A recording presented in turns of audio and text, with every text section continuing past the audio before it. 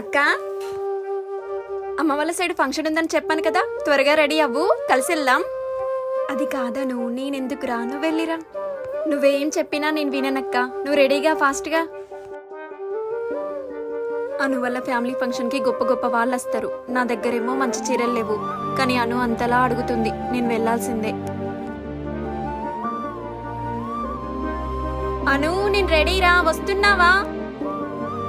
వస్తున్నా అక్క.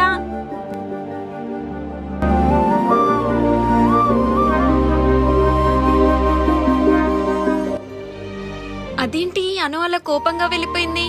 నన్ను తీసుకెళ్లడం షేమ్గా అనిపిస్తుందేమో. అక్క, వెళ్దామా? ఏంటను చీర మార్చుకున్నావు?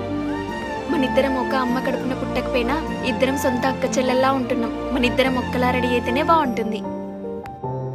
అందరూ నీలా ఆలోచిస్తే ఏ తోటి కోడళ్ల మధ్య గొడవలుండవు. వెళ్దాం పద.